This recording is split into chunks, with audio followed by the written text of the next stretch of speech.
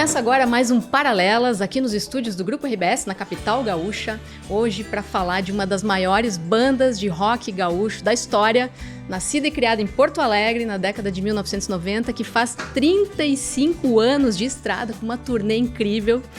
E, bom, vocês já devem saber, eu tô falando de um diamante verdadeiro chamado Acústicos e Valvulados, e para falar dessa baita banda, tá aqui comigo ele, Rafael Malenotti, vocalista, fundador da banda, apaixonado pelo rei Roberto Carlos e por Erasmo Carlos. É um prazer te receber aqui. Entre outras paixões da vida, o rei e o tremendão realmente. Mas eu sou apaixonado também pelo Paralelos. Eu acho muito bacana esse conteúdo que tu disponibiliza para que a gente possa conhecer, né, um pouquinho das figuras que a gente... Né? Claro, tu já entrevistaste diversos amigos meus, né? Mas às vezes tem personalidades que a gente não tem o hábito assim, de saber das informações, e o Paralelas faz esse serviço para nós. Sou tua fã, tô super feliz de te ter aqui. Muito obrigado. Sou verdade mesmo. Também assim, sou fã do teu trabalho, assim, muito legal. Vamos lá, 35 anos de história, como é que... O que passa na cabeça, o filme que passa na cabeça? Porque 35 anos não é para qualquer um, né? É uma história incrível, uma bagagem aí. Não, realmente, assim, a gente está muito impressionado, assim, né, por chegar nessa marca e chegar nessa marca de forma saudável, né?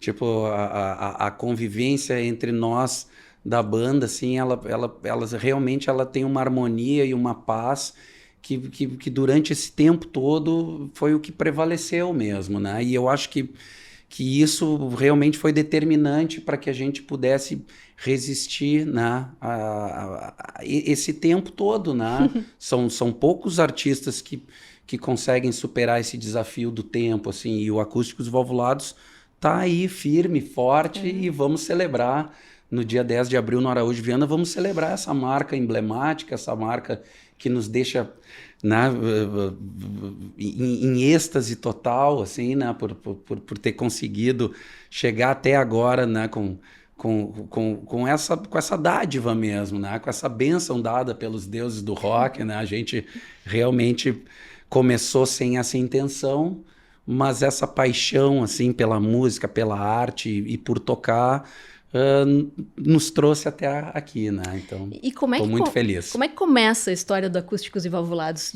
Como tudo começou? A história do Acústicos e Valvulados começa no comecinho dos anos 90, né? Por ali? A gente é um milagre de Natal de 1990. É um presente de Papai Noel. É o melhor presente de Natal que nós todos recebemos. São 35 natais comemorando, né, o nosso aniversário. Mas, né? Vocês começaram a tocar no Natal mesmo? No Natal mesmo. No finalzinho dos anos 80, teve um movimento muito grande de uma banda chamada Stray Cats, que foi um movimento de revival do rockabilly, da música dos anos 50. E o Stray Cats atingiu um nível mundial de muito sucesso e um pouco... Desse sucesso respingou aqui no Brasil e respingou na Osvaldo Aranha. Então tinha a turma no Osvaldo Aranha, tinha os metaleiros, os regueiros, os carecas, e tinha a turma do rockabilly também. Né? E aí em março de 1990 teve uma excursão para São Paulo para esse show do Stray Cats.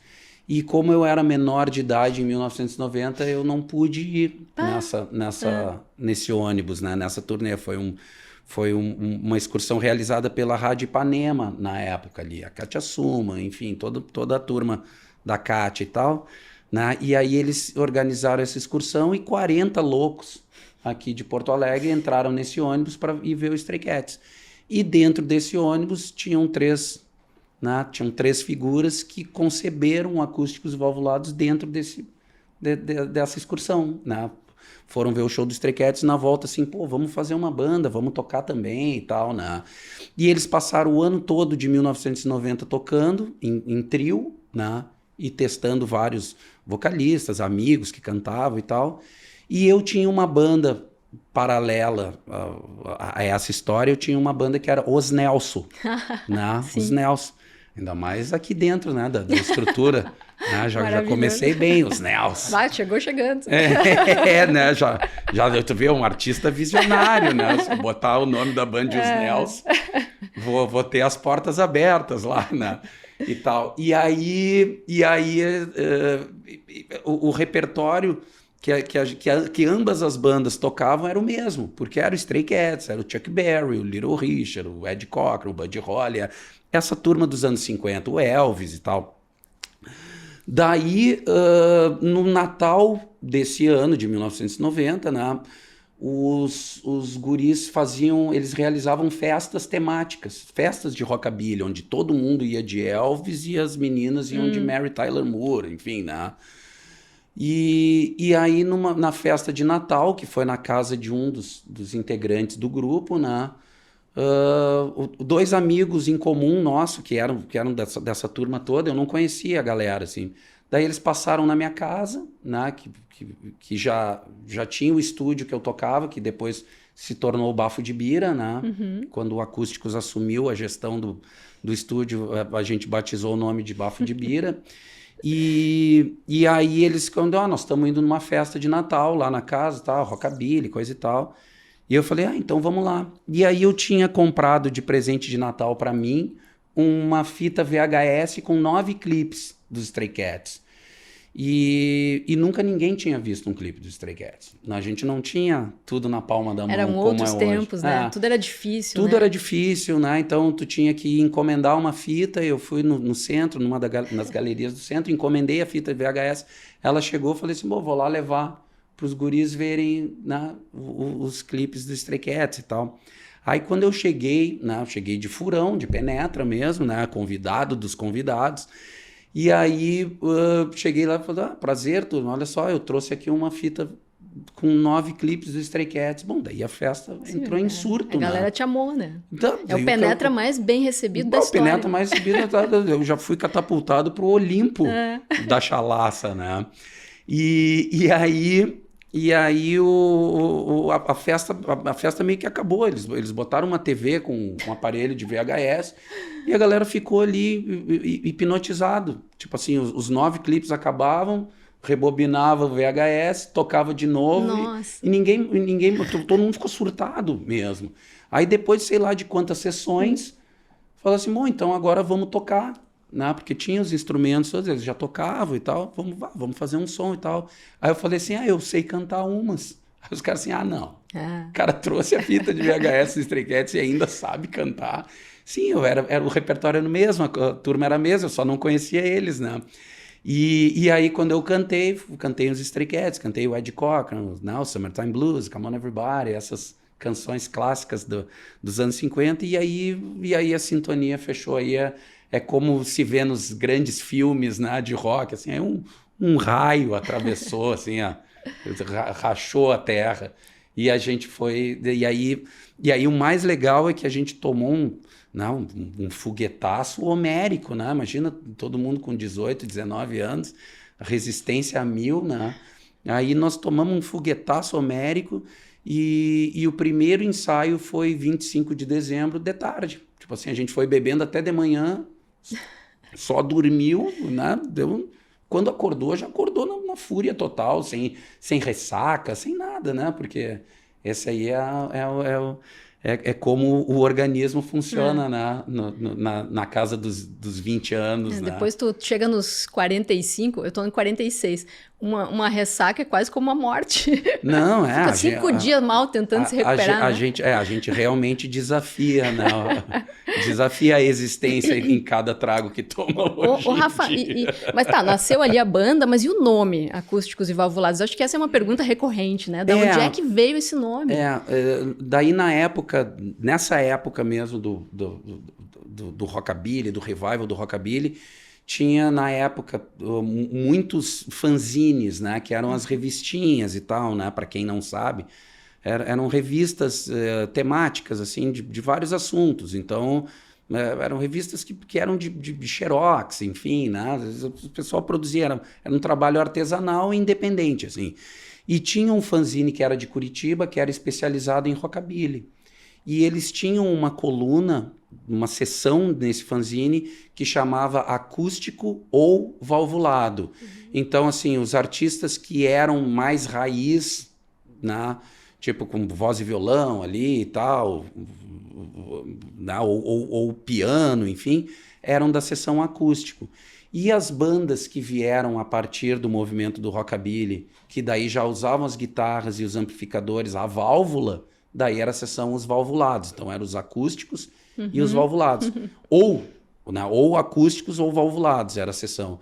E a gente pensou assim, pô, mas a gente transita nesses dois universos. Então vamos cortar o ou e vamos fazer e, acústicos e valvulados. Porque a gente realmente conseguia, né, desempenhar os dois lados da moeda, né? E pegou, né? E aí pegou, assim, é um nome complicado, né? E na época não existiam os acústicos MTV, por exemplo, né? Vocês tiveram essa luz antes. A gente veio, né? Esse pessoal de Curitiba, desse fanzine, nos encaminhou para batizar com esse nome. E é um nome complexo mesmo, né? Até hoje a gente se diverte, assim, quando saem as divulgações de show, que daí sai acústico ou valvulados. Sai tudo errado. Sai tudo errado, assim, né? Até hoje. Até hoje sai, assim. E muita gente associa que eu sou o acústico, né? Por isso que botam em singular.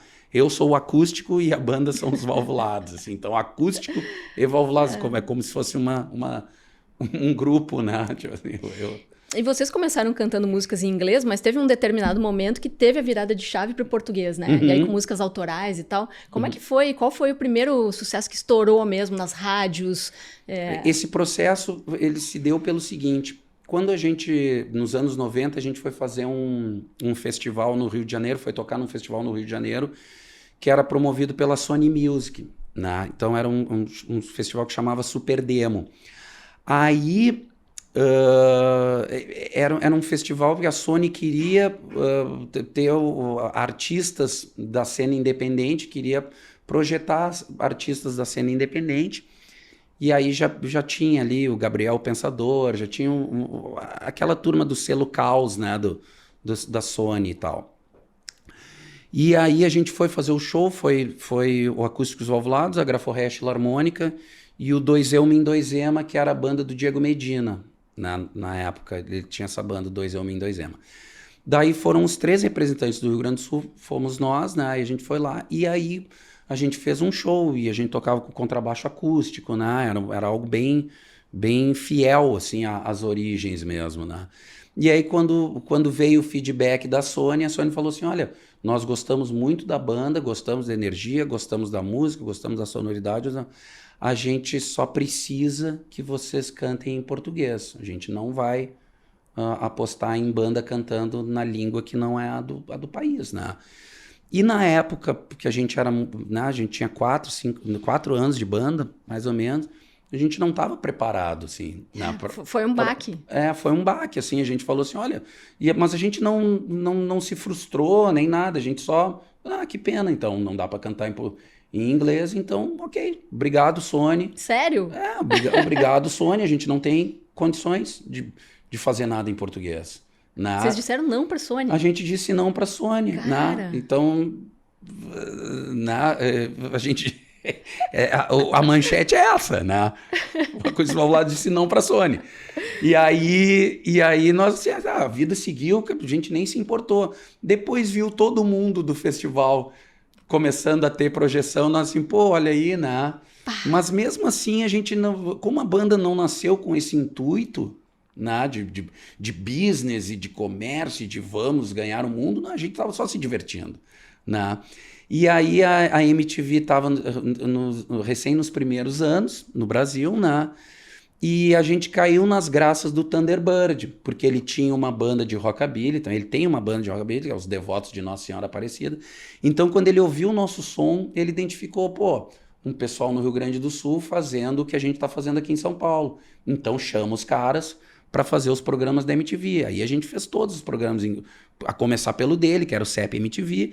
Daí a gente fez os programas, aí a gente fez um circuito alternativo na Campinas, enfim, todo a grande São Paulo ali, né? a gente acabou fazendo Araraquara e passou a fazer shows, né, mas sempre no clima mambembe, né, alternativo, independente, assim, a gente ia de ônibus de linha para São Paulo. Isso já depois de ter aparecido na MTV com Isso, Thunderbird.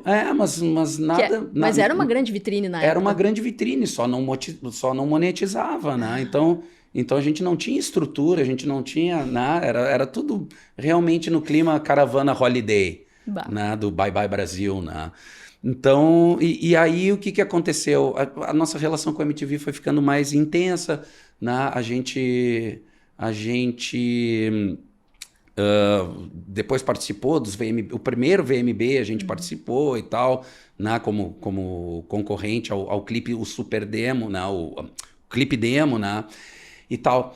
E aí veio um convite da MTV, né? Eles falaram assim, nós vamos fazer um programa chamado Romance MTV para o Dia dos Namorados e a gente gostaria muito que vocês participassem, né? Vai ter o Planet Hemp, vai ter vários artistas, né?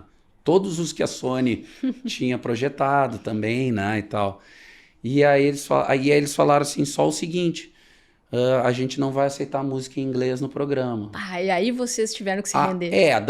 Daí a gente fez uma reunião, eu falei assim, olha só, galera. Agora não dá mais, não dá pra dizer não. A gente já disse não pra Sony, né? Olha aí o que aconteceu. Será que a gente vai dizer não pra MTV também e deixar essa vitrine desse programa com todas as bandas que estavam sendo projetadas, né? Vamos dizer não pra eles também? Não, então aceito o convite. O que nós vamos fazer? Bom, nós vamos ver agora como é que nós vamos resolver essa bronca. Vocês aceitaram o convite sem ter ainda uma música pronta. A gente aceitou sem, vamos agora, a gente primeiro aceita. Não, claro, a gente faz e tal. E aí a gente começou a ver os baús e as referências nossas, né? Porque nós não somos gringos, né? Não somos brasileiros, né? Vamos pro Rock Brasil, vamos ver o que tem, Mutantes, Raulzito, Rita Lee, né? Enfim, né? Vamos ver o nosso cenário, né? O cenário do rock brasileiro dos anos 80, do rock gaúcho, o que nós vamos fazer? Né? E a irmã do... E tinha que ser uma música com temática de amor, né? Romance MTV também, não dava para escolher qualquer canção, tinha que ter alguma sintonia com o tema, né? E aí a gente foi vendo, foi testando, tal, mas sem nenhuma certeza. E aí a irmã do Paulinho, né, que é o baterista, que é o compositor principal do Acústicos Valvulados, ela falou assim, por que vocês não gravam Minha Fama de Mal, do Erasmo? E aí a gente ficou pensando assim e tal, e por mais que eu seja apaixonado pelo Roberto e pelo Erasmo desde criança, nem me ocorreu, assim, porque era tudo muito novo para nós, né? Aí eu falei assim, pois é, será? Então, vamos ver ali, né? E aí a gente achou interessante a temática de amor da música, porque, né, é o cara que é pau mandado, né? Todo mundo que é casado sabe disso, né? Qualquer marido sabe que, né? Eu mando. Manda nada, né? Tipo assim, e aí o Erasmo Carlos, nessa música, ele deixa bem claro isso, né? Meu bem, às vezes diz que aí no cinema, mas cinema não é coisa de... Porque eu tenho que manter a minha fama de mal. Ela chora e diz que vai embora. Isso e tal. Tu tocaria um trechinho dela só pra gente relembrar? Claro. Então, ali a coisa realmente desencadeou esse sucesso, porque vocês já eram um sucesso, mas a partir dali nasce a Acústicos Valvulados que a gente conhece hoje, exatamente. Né? Só que a gente... o sucesso, entre aspas, que a gente tinha não era popular. Ele era dentro de um nicho do mercado alternativo, de bares, de casas, né? Nem as casas grandes, a gente não tinha essa experiência. Era tudo pubs, né? De 100, 200 pessoas. Né?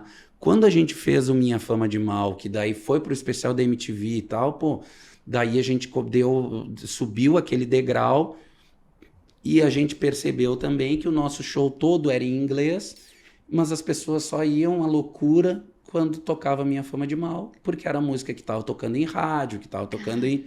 E curioso, né? Com Erasmo Carlos, né? Que É incrível pensar isso, né? Como as coisas também são cíclicas e vão e voltam, e Não, vocês, uma galera nova chegando com força total. Não, e eu sou um cara que acredito nisso, assim, eu sou um entusiasta da cultura pop, assim, né? Eu realmente, assim, aos 13 anos, a minha mãe faleceu, né? Tão cedo. Então, tipo assim, para eu preencher essa lacuna, eu me debrucei na cultura pop. Então eu era um consumidor voraz de vinil, de revistas, de cinema, de música, né? A Bis e a Sete, eu tinha a coleção completa. E eu me atirei também no lado de humor, né? A Mad, o Chiclete com Banana ali, né? O Laerte, o Angeli, o Glauco, né? Os Três Amigos e tal. Tinha a revista Circo, que tinha um monte de referências de humor, né? Logo na sequência veio o Cacete e Planeta também, né? E tal.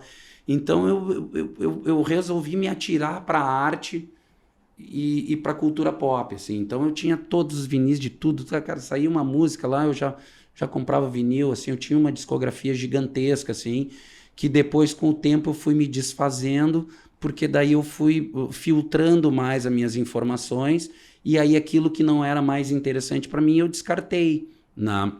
Mas eu tinha disco de absolutamente todo mundo ali do We Are The World para frente, que foi um grande marco sim. da cultura pop, né? Aquela reunião de todos os artistas americanos, né? Para combater a fome na África e tudo mais ali. Aquele projeto USA for Africa foi determinante para mim também, né? Foi bem na época que a minha mãe faleceu também, então foi um combo assim, de situações que me levaram a me tornar um grande consumidor desses conteúdos todos. Claro, né? e que está presente na história da banda, né? Que faz parte, Que pouco que tá presente, que né? forma o caldo cultural da Acústicos Valvulados também.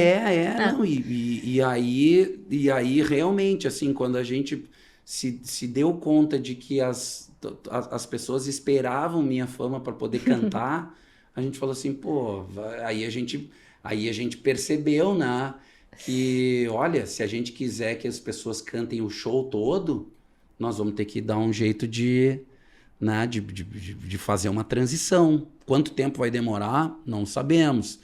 Mas, felizmente, o Paulo James, que é o batera, ele realmente é um compositor fora da curva, assim, um ser humano da melhor qualidade e realmente um cara que tem o dom mesmo de colocar em canções aquelas experiências pessoais dele ou algo que ele vê nas notícias, ele coloca isso através de uma obra. Mas vamos começar com Minha Fama de Mal e depois a gente fala mais. Vai lá. Meu!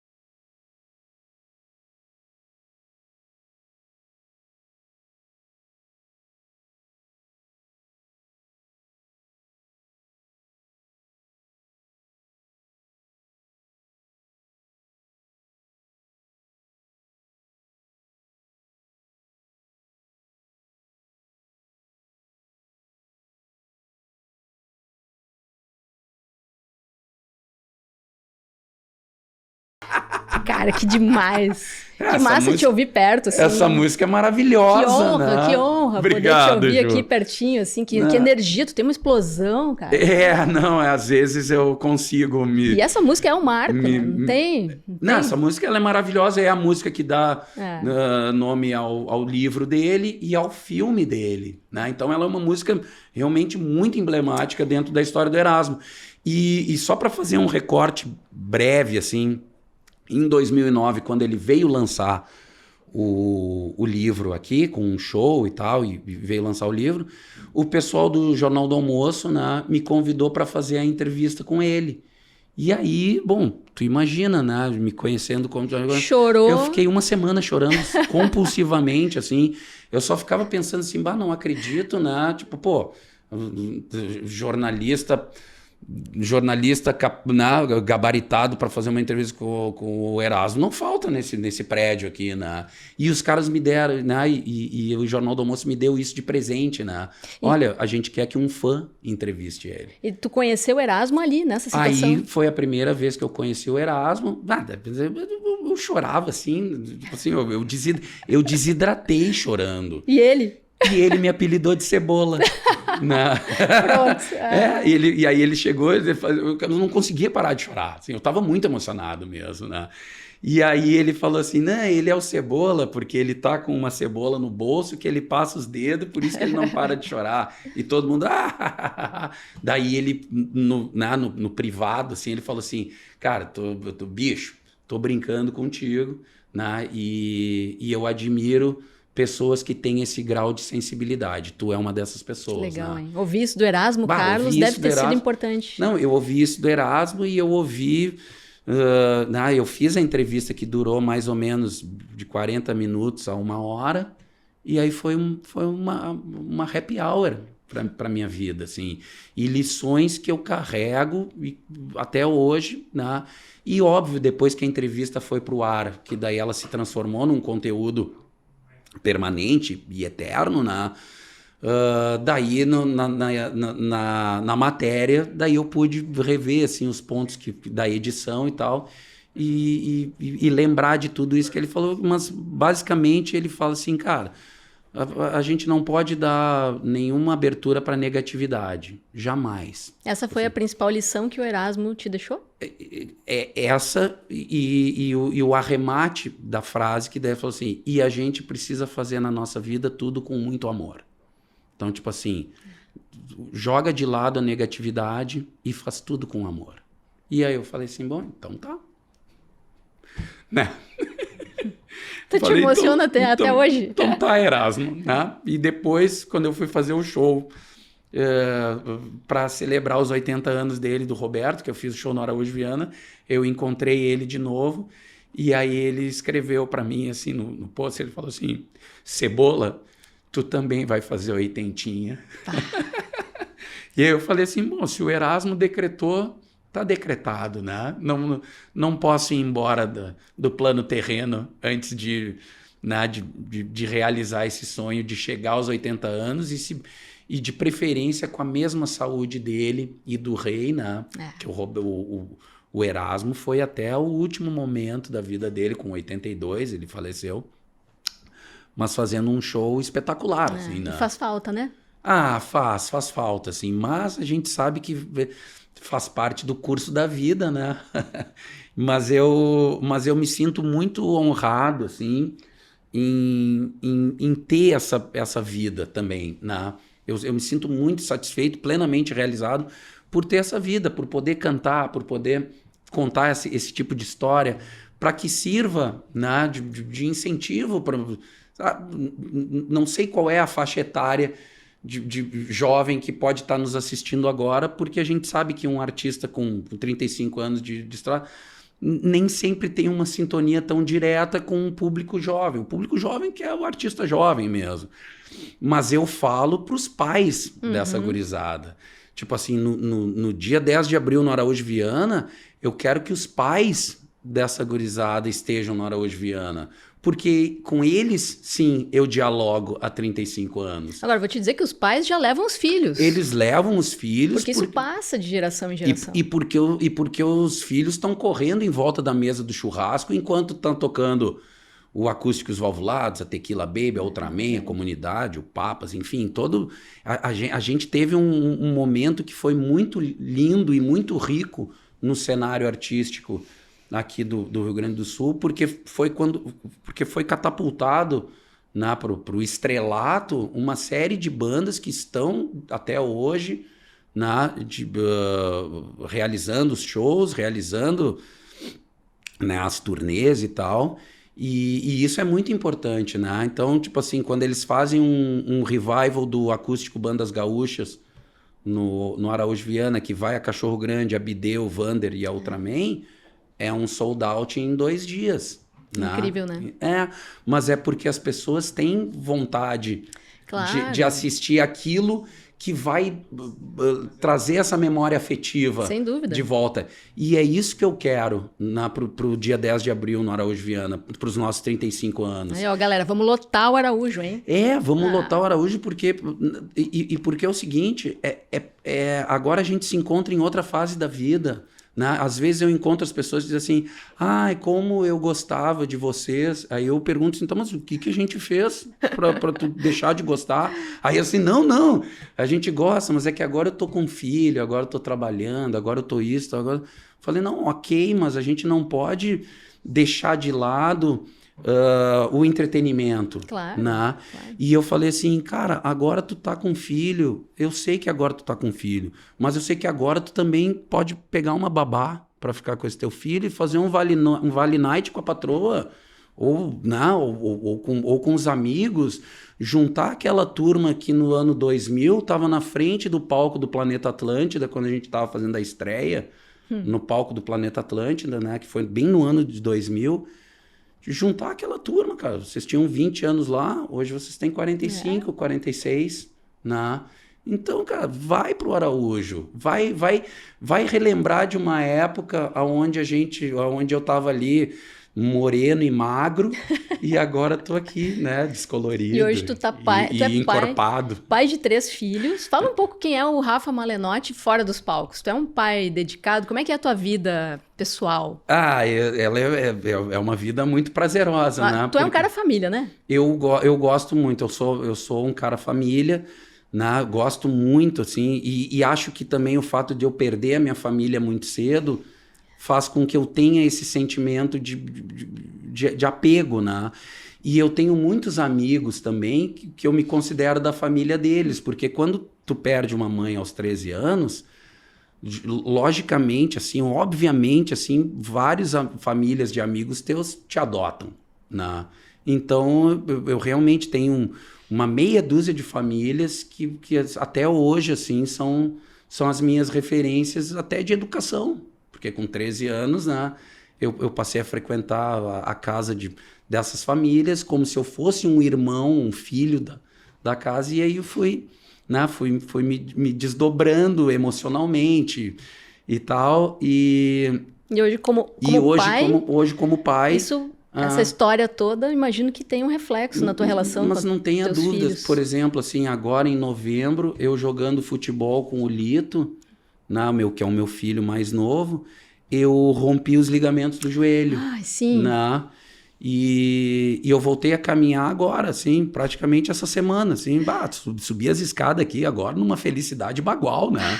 Por tá podendo subir a escada de novo e tal.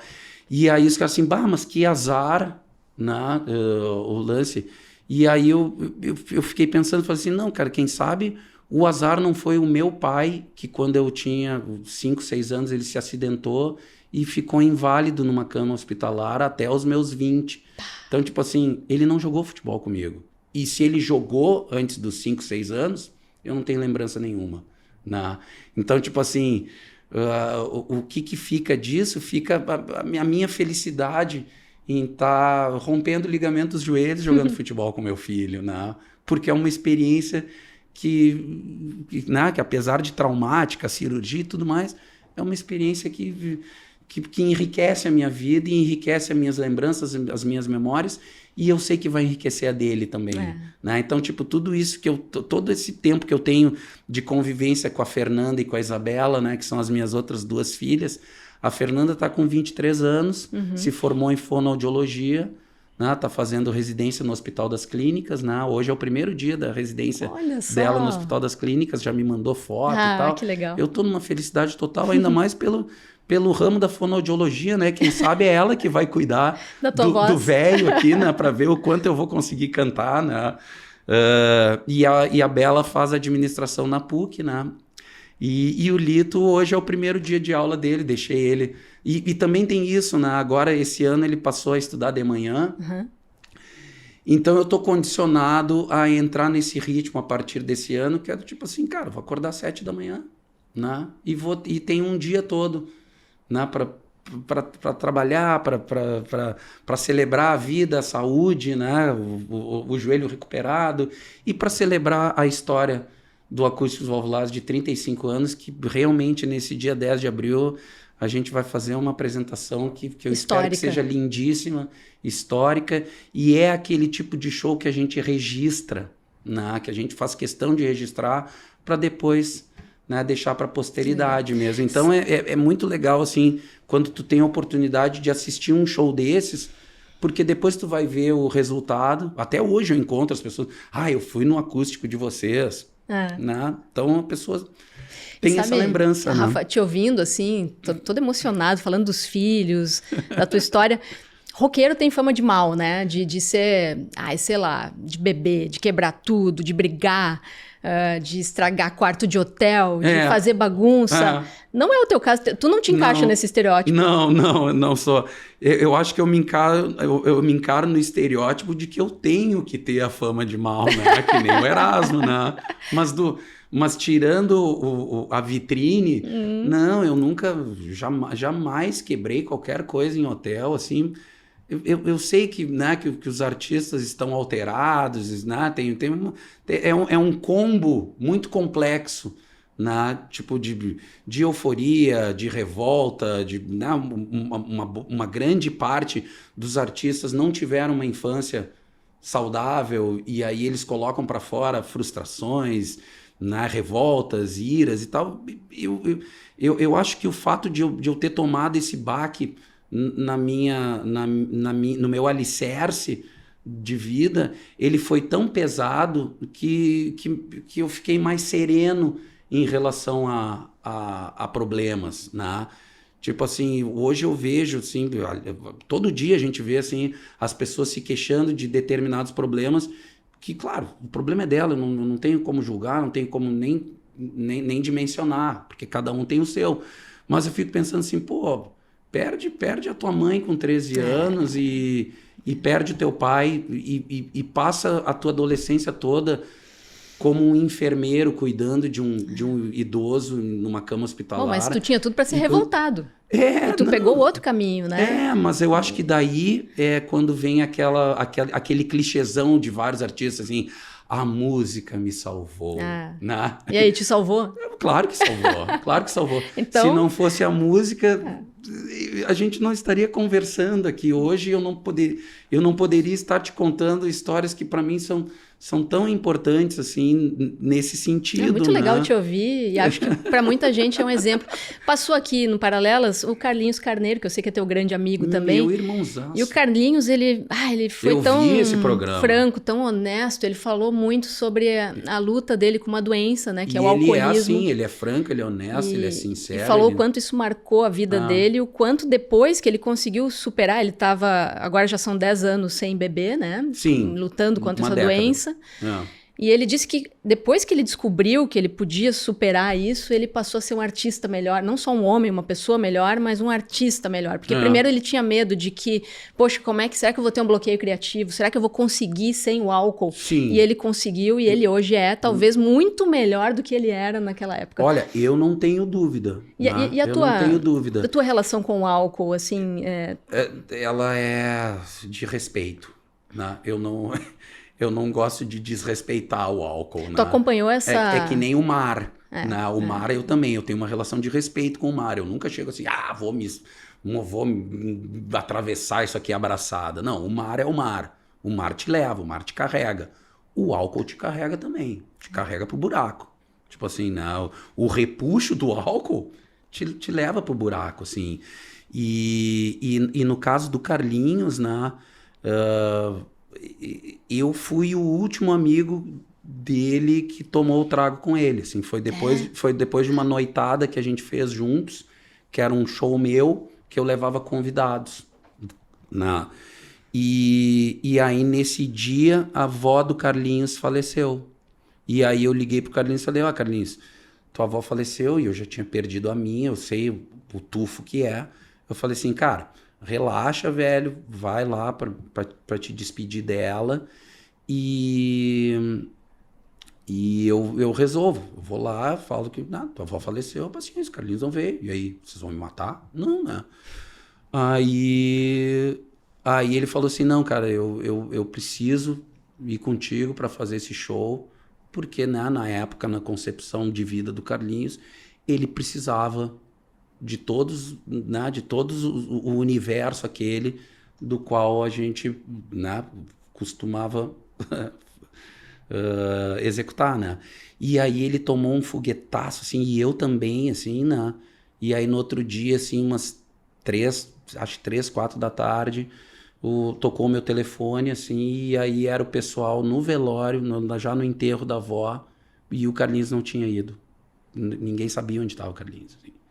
E eu acho que para te ter né, essa epifania, assim, de dizer assim, bah, não, o que eu estou fazendo com a minha vida?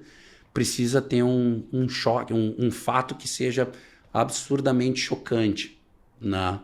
E muitas vezes as pessoas, o fato chocante é a morte, né? Tipo assim, tem muita gente que por ter esse tipo de relação com, né, com álcool, né, ou com dependência química, enfim, o cara, né, só que daí a morte não tem volta, né? No caso do Carlinhos, felizmente, né, dali em diante ele se transformou em outra pessoa, ele realmente procurou ajuda porque precisa, né? E aí depois, logo depois, assim, na sequência, assim, a gente foi fazer um show que ele foi participar junto com a gente. E aí eu falei assim, ó, Carlinhos, eu vou ficar esse final de semana, então, eram 2 shows, né?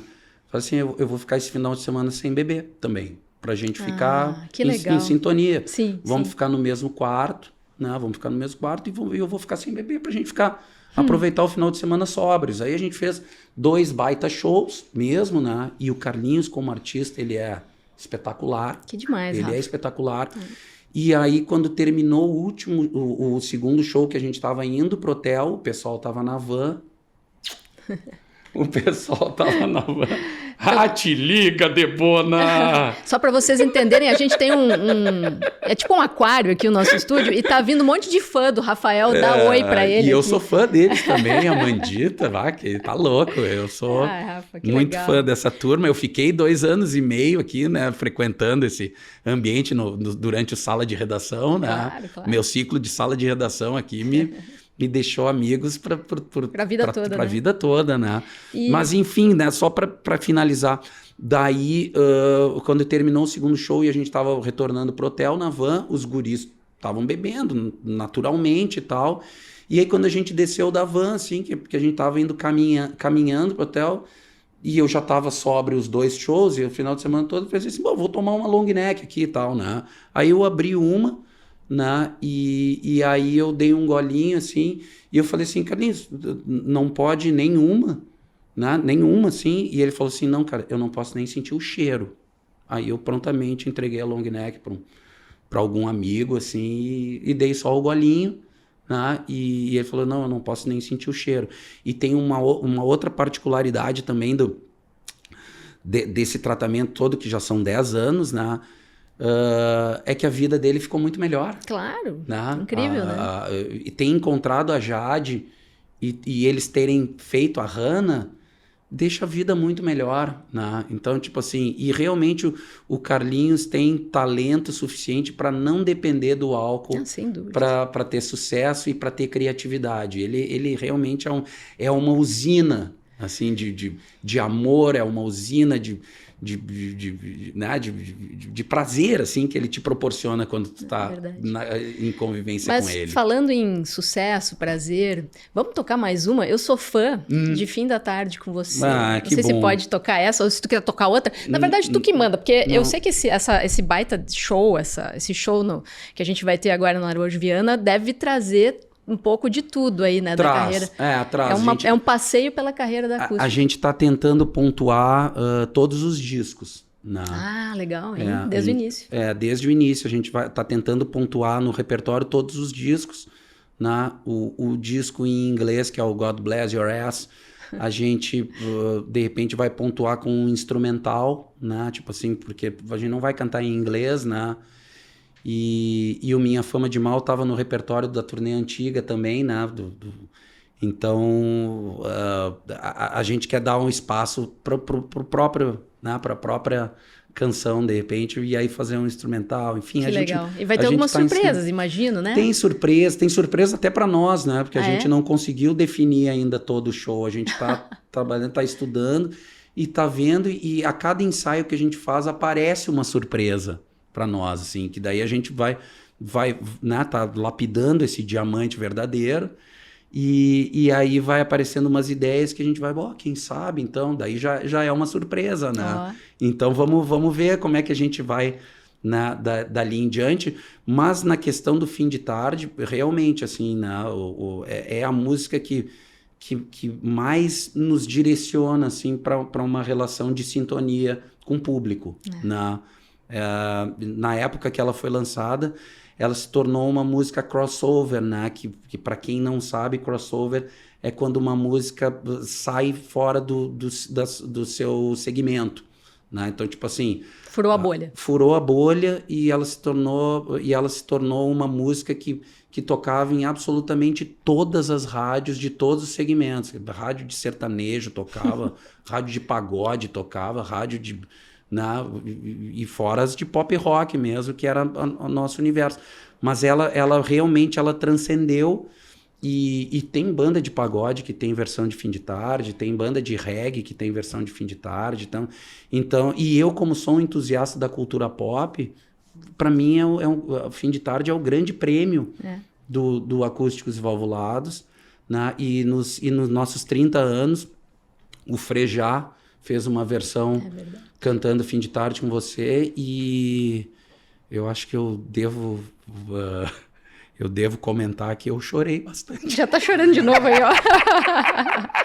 É o Cebolinha mesmo, Não, como diz o Erasmo. né? O Cebola não perde a oportunidade, né? Se tiver que Bah. chorar, eu choro. E tu não enjoa de tocar a música toda? Jamais. Porque eu imagino que em todo show as pessoas pedem, né? Jamais. Não, e se tiver uma música para tocar, tu só pode tocar uma música, eu toco Fim de Tarde. Porque ela é a música que me representa com maior força, assim, né? Então vamos Então, lá, vamos ouvir. vamos sim. Aqui